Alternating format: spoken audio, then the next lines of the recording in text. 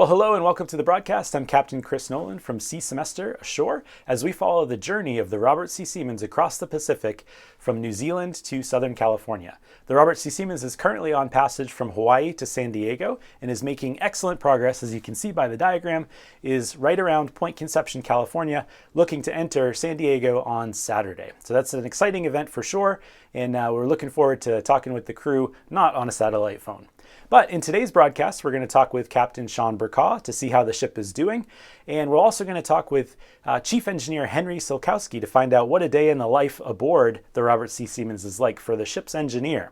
Finally, we'll talk with Captain Cassie Sleeper, who is currently sailing as a mate aboard the Robert C. Seamans, and what it's like to look out at the ocean for days on end and what you see out there. So let's check in with the ship. Good morning, Chris. This is the Robert C. Seamans calling over. Good morning. How are you? I'm ready to copy your position and all that. Wonderful. We are at 34 degrees, 23 minutes north, 3423 north by 12043 west. Good copy. 3423 north, 12043 west. I see you rounding Point Conception there. That can be a gnarly stretch of water. How are things going for you? It's actually really mellow this morning. Yeah, the winds were pretty sporty all night long, but they've mellowed out. Thick of fog though, but we have seen some marine mammals this morning, some porpoises and a couple whales. Yeah, we're just entering the shipping lanes. We're about 10 miles outside of Point Conception. Over. Awesome. Sounds good. And we're privileged to talk with Engineer Henry as well. And oftentimes at C Semester, we see a lot of pictures of sailing and science and people lounging about the decks having a grand old time. But the Robert C. Seamans is a pretty complicated vessel, and it takes a lot to keep it running. Henry, I was wondering if you could tell us a little bit about a day in the life of the ship's engineer. Yeah, I wake up for first eating of breakfast, and then usually have a cup of coffee, hang out with the watch, listen to their changeover, and go through my logs for the day and do our daily checks. So it's as simple as like checking oil levels, switching sewage pumps, cleaning things, shifting things. We've got a lot of redundancy on board, so I try to keep hours even. And then every day of the week, I have a different level of maintenance. So today, I'm going through and just checking all our valves and peacocks and making sure things don't seize up. I'll switch refrigeration systems once a week. Flush the water makers once a week, whether I'm using it or not. Run the small boat engine once a week. Stuff like that. And then we've got a generator running 24/7, and we've used our main engine quite a bit on this trip. So hourly maintenance on that, so it's oil changes, services, stuff like that, checking valves. And as we use up our fuel, we've got a 260-gallon day tank. At the rate we've been going, especially this last leg, I have to transfer fuel once a day, which are through centrifuge. Then as we use up our fresh water supply, I run the reverse osmosis water maker as needed there. And something's always broken, so there's usually something to work on or fix, tighten down. And then looking forward to the future, planning projects for yards and turnaround.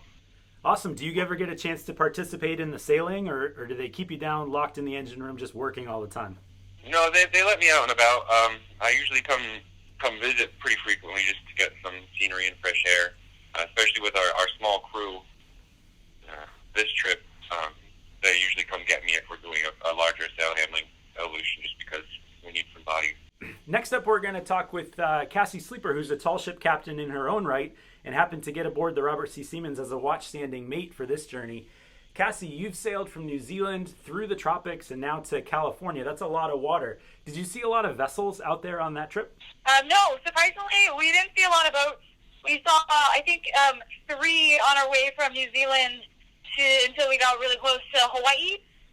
And then we haven't seen a whole lot other than the last few days as we got closer to land. It's been actually quite surprising. We didn't see a lot of cruising boats or yachts in the Marquesas or in French Polynesia.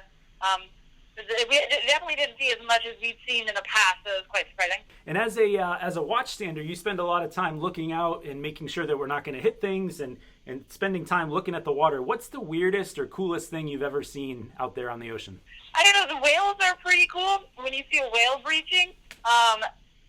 Some of my watch mates, I did not see it today, but Sabrina, who is normally our steward, and Hillary, one of our scientists, they both saw a whale breach fully about 200 feet away from the vessel, which was pretty cool. I caught the tail end of that. But seeing sea life is always great. I once saw a hammerhead shark that was awesome. But other than that, it's always nice to see critters out there, and the bigger the good critter, the better. I think that's it. We're having a good time. It's been a lot of fun, and we're excited to get in back to California. This is pretty great. Cassie mentioned not being able to see a lot of vessels on the ship's journey from New Zealand to Hawaii and then onward to Southern California, other than noting that most of the vessels that they saw were near the ports, which makes a little bit of sense, right? But we also know that over 90% of the world's commerce travels by sea. There's tons and tons of ships out there, not to mention the recreational, sailing and power-driven vessels, the tugboats, all kinds of things that are going on out on the ocean. So why did the Robert C. Seamans not see so many vessels? Well, the simple answer is that the Earth is curved. I guess I should say you have to believe that if you want to continue the broadcast, right? Maybe you should find another video if not. The ship and anybody on the water, or on the Earth for that matter, can only see so far before the curvature of the Earth kind of wipes out any visibility. And there's a formula for that. It's 1.17 times the square root of your height in feet. Right? And so if you're on the deck of a sailing vessel, although you're above the surface of the sea, you're not significantly above the surface, and you can't really see that far. Most vessels are going to see in the vicinity of about 7 to 10 miles, right? And so that little bubble travels around with you as you make your journey. And just because there's other vessels out there, they may be 20 or 30 miles away, but you would never see them. Right? The higher you get, the more you can see, but you're also limited by the atmospheric visibility, rain, fog, etc. Right? So if you're traveling around in your little bubble, you might think that you have the world to yourself. But if we look at a different diagram from a program called AIS, which stands for Automated Identification System, this is a relatively new system that's only been out for the past 10 to 15 years in navigational terms, and it's a system in which vessels broadcast their position over radio waves so that other vessels can know where they are. Right? So let's take a look at a diagram of AIS broadcasts across the Pacific right now. And you can see that there are a ton of vessels out there. The issue is that those little triangles that you see indicating vessels are a lot bigger than the actual vessels themselves. So if you were to zoom way into the Robert C. Seamans position, you can see that there maybe are only a few vessels within the distance that somebody could actually see them from the deck of a ship. So you can traverse the entire ocean and not really see that much, but there are other vessels out there. And for me, at least, it's really comforting to see that on the AIS display in case of distress. I know that there's other people around us. They may be 30 or 40 or maybe 100 miles away, but it's always good to know. So if you followed the journey exceptionally closely, you may have noticed that the Robert C. Seamans motored a large amount of the journey. And Chief Engineer Henry described that to us just a few moments ago. So why did the ship have to motor so much? Way back in the beginning of our broadcast, we discussed why the ship is taking the route that it is to try and avoid the North Pacific High. Robert C. Seamans did avoid the North Pacific High to the extent possible. There was just a lot of light winds as well. But as the ship got closer to the coast, as Captain Sean mentioned today, he said the ride was a little bit sporty last night and is calming down a little bit. Why are there so much winds near the coast? Well, it all comes down to really a little principle called differential heating. And it's best expressed if you've ever been to a beach on a hot day and felt the wind blowing from the ocean onto the beach. The same kind of thing is happening on a larger scale near California. So let's say you were out there at the beach, just enjoying yourself by the water. And it's a hot day, and you see the water out there, and you notice that air is blowing from the ocean towards you. And you may have known that's called a sea breeze. Well, why does that happen?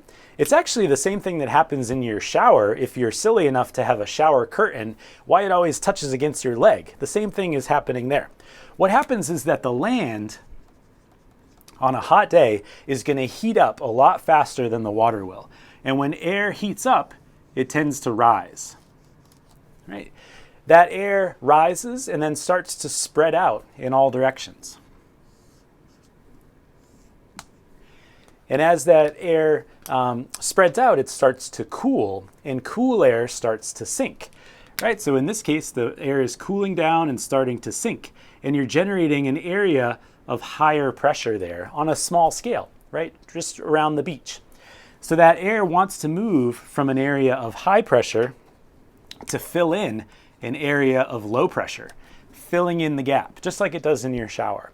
And so this sea breeze is developed on a hot day. When air is heated up and rises, the air has to kind of come in and fill it in. So it tends to blow from the ocean to the land, depending on the geography of where you're at, kind of thing. The same thing is happening on a larger scale off the coast of California, a lot of times in the summer. I'm going to very poorly draw the coast of California. Please forgive me. There's San Francisco, Point Conception, where the ship is right now, and then Southern California. There's a couple of factors that are going to drive this wind, and the first is a big desert that's out there. And that desert gets really hot during the day, especially in the summer, right? So air tends to be rising in that area. And then off the coast of California, there's a current that comes down the coast from Alaska, right? So if you've taken a look at some of the broadcasts and the descriptions on the Esri Story Map Journal, you'll learn a little bit more about those currents. And these are very, very cold, right? So you've got hot air over here and cold air there, and it's really going to accelerate that sea breeze effect. It's more of a local effect that happens, particularly in the afternoons along the coast of California. I lived there and worked there for a couple of years, and we referred to it as the great air conditioner in the sky. Every afternoon would start coming on. So that tendency for the sea breeze to take effect really exacerbates what's already going on, which is normally there's a little bit of a low pressure there and a little bit of a high pressure out here. And as those kind of move along in relation to each other, they're accelerated by the little sea breeze effect. And you really see a lot of wind blowing from the northwest along the coast of California. Inside San Francisco Bay, it gets bent around. Around Point Conception, it tends to get bent around. And so in different regions, you're going to experience different winds. But along the coast of California, they're often accelerated pretty substantially, especially in the summertime. So if you're taking a sailboat down the coast, the currents and the winds are going to be in your favor if you follow them southbound. If you're going north, not the best for a sailboat, right?